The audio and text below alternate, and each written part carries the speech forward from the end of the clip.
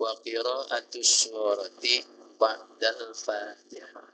Di antara sunat-sunat hayat Bapak hadirin adalah baca surat setelah baca Fatihah. Dan kesunahan ini pada 2 rakaat yang pertama dari sholat yang berrakaat 3 dan 4 serta yang 2 yaitu zuhur asar, maghrib isya, kemudian subuh. Nah, jadi semuanya di 2 rakaat yang mana? Yang pertama. Adapun 2 rakaat berikut 3 dan 4 pada sholat zuhur, pada sholat asar, begitu juga pada sholat isya tidak disunatkan untuk membaca surat setelah membaca suratul Fatihah. Kita lihat footnote-nya di nomor 2. Birrakaataini al-ulayaini, pada 2 rakaat yang kedua-duanya itu di posisi pertama. Di 2 rakaat yang pertama. Dalla ala zalika ahaditsu, menunjukkan atas yang demikian itu bahwa kesunahan membaca surat setelah suratul Fatihah pada 2 rakaat yang pertama oleh beberapa hadis. Minha, di antara beberapa hadis itu, ma rawahul Bukhari wa Muslimun an Abi Qatadah radhiyallahu anhu.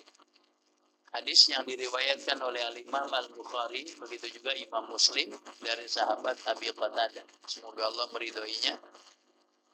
Anna Nabiyya sallallahu alaihi wasallam kana yaqra'u bi ummil kitabi wa suratin ma'aha bir rak'atainil ulayaini min salatil zuhri wa salatil asri.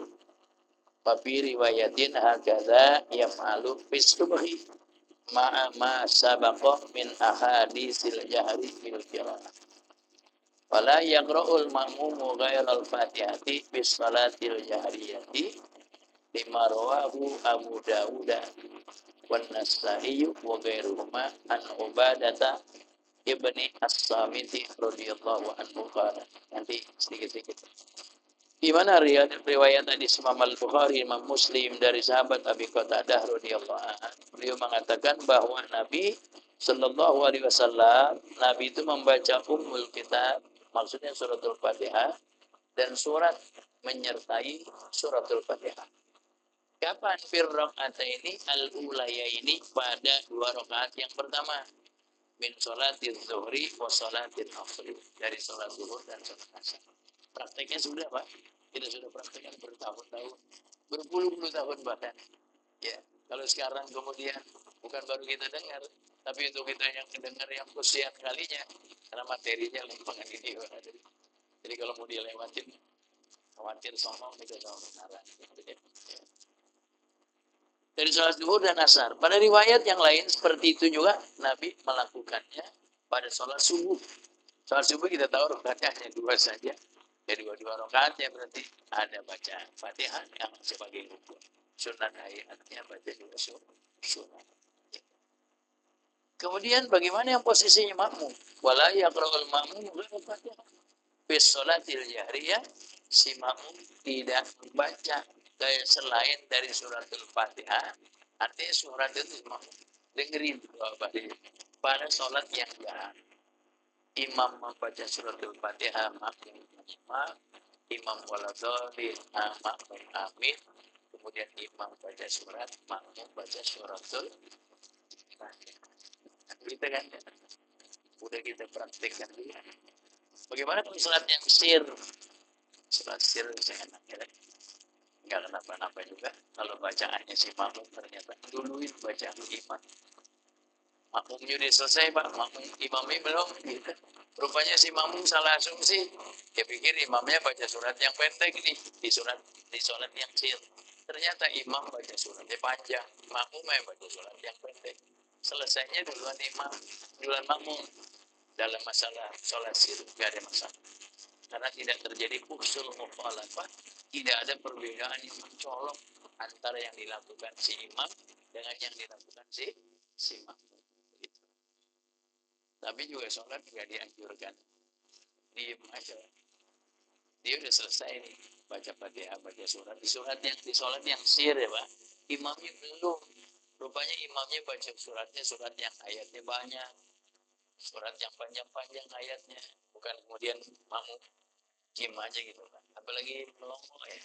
Melongo itu bahasa Indonesianya Pak. Bengong ya kita. Apalagi yang enggak. Jadi dia jangan diam saja.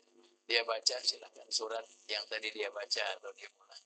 Ataupun dia baca suratnya. Kemudian wat takbiratu inda rab'i wal khafdi, dan takbir ketika bangun dan ketika turun. Ya. Itu disunatkan. Dan sunatnya hayat. Bapak hadirin. Di hayat itu tadi, apabila ditinggalkan jangan sengaja pun tidak disunatkan sujud. Saya kita mau sengaja tinggalin ya hal-hal yang disunatkan. Memang Bapak hadirin secara takrif toilet sunnah dia dikerjakan pahala. Tapi yang saya kira kita sebagai kuat bahwasanya tidak disyariatkan satu kesunahan ya dalam rangka untuk ditinggalkan, tidak begitu. Disyariatkannya yang hukumnya statusnya sebatas sunat, disyariatkannya untuk dikerjakan, bukan untuk ditinggalkan. Apalagi Masya Allah, ketika baca surat di dalam sholat setelah surat Al-Fatihah, semakin panjang ayat yang dia baca, semakin tinggi kedudukannya di sisi Allah Subhanahu wa Ta'ala. Karena derajat dalam bacaan sholat di dalam, baik di dalam maupun di luar sholat, Pak, kedudukan dia itu di ujung ayat. Semakin panjang ayat yang dibaca, semakin tinggi kedudukannya di sisi Allah Subhanahu wa Ta'ala. Sungguh pun secara kualifikasi hukum, dia hanya sebatas sunnah, dan sunnahnya terkategorikan sebagai sunnah ayat. Di Allahu Akbar, kecuali bangun dari ruku, bukan takbir, tapi sami Allahu liman hamidah. Ini lanjutannya nih. Wa qaul sami Allahu liman hamidah, Rabbana lakal hamd. Ini tentunya ketika mana tuh? Bangun dari Rabbana lakal hamd, ketika sudah berdiri tegak.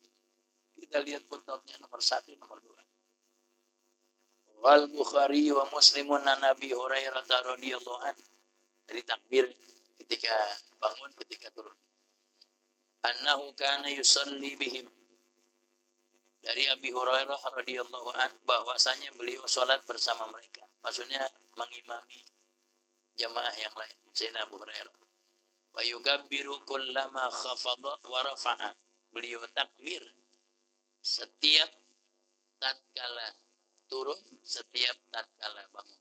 Nah, makanya disunnahkan setiap turun takbir, setiap bangun pun takbir. Jadi kecuali itu saja, bangun dari ruku yang kita bilang i'tidal. Wa idzan sarafa qala, maka tatkala beliau selesai dari sholatnya, Sayyidina Abu Hurairah ketika beliau mengimami para sahabat yang lain, Pak, ya, dia katakan apa? Ini la asbahukum sholatan bi Rasulillah sallallahu alaihi wasallam. Sesungguhnya aku benar-benar akulah yang paling menyerupai di sholat dengan siapa? Bi Rasulillah sallallahu alaihi wasallam. Dengan Rasulullah sallallahu alaihi wasallam. Jadi kita bilang bahwa Pak, dengan kapasitas keilmuan dan kebersamaan yang begitu sering, Sayyidina Abu Hurairah radhiyallahu taala anhu bersama Nabi, jadi dia mengimami sholat, selesai langsung dia komentari. Yang paling serupa sholatnya dengan sholatnya Rasulullah, ya aku orangnya. Kira-kira gitu kan. Terjemah bebasnya itu barusan seperti itu. Akulah yang paling serupa sholatnya dengan sholatnya Rasulullah sallallahu alaihi wasallam.